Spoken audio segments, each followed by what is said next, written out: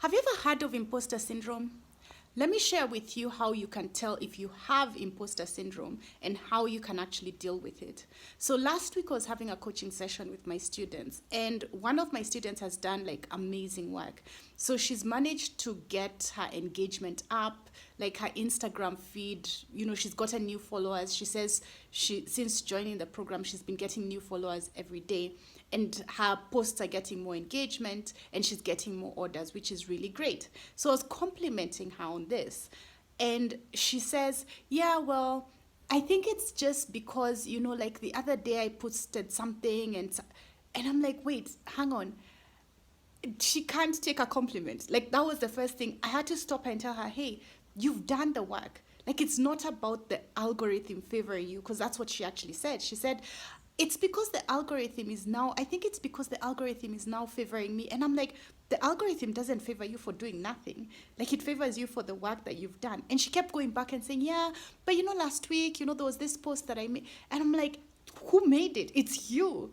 So take the compliment. You've put in the work. You've practiced what I teach you, and it's working for you. But it's so hard for, like, it's a lot of entrepreneurs, and this is something that I've noticed. It's very hard for you to even stop and recognize the progress that you've made and that it's the work of your hands. And I think it also comes from the fact that, like, sometimes when I would perform really well in an exam, you'd find, I don't know about you, but you'd find somebody would ask, what did the others get? Like, what number did what number were you in class? So even if you got a B plus in a subject that you really toiled to work at, the first question is, what did everybody get? What number were you? So if everybody, if you were at the top, it could be like you'd get the answer like, oh, probably the exam was easy. And we have this thing where then that manifests as we grow up and when we're in business.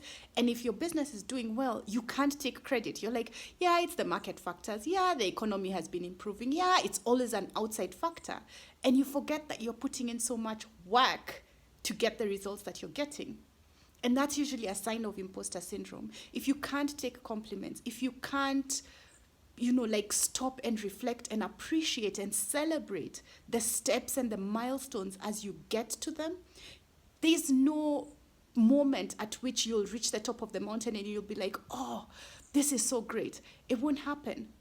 Because if you can't celebrate it as you're growing, as you're making these small steps, then when you make the bigger steps, you're still going to apply the same thinking at that point. So imposter syndrome is a real thing. And I want to show you how, like how you can take that, like how you can change your mindset and how you can start to appreciate the steps and the growth that's happening along the way. Because one of the things that you need to do is to learn how to measure the success that you're getting. So you even let the data support what like the progress that you're making.